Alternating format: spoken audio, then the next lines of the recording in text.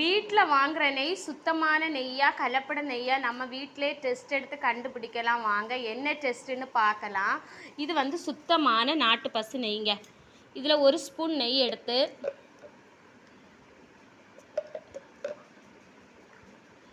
இது வந்து அயோடின் ஜிஞ்சர்னால் நம்ம மெடிக்கலில் கேட்டால் போதும், ஈஸியாக கிடைக்கும்.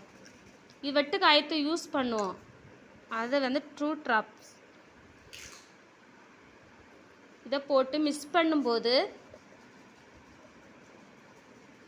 கலர் மாறக்கூடாது. நெய்யோட கலர்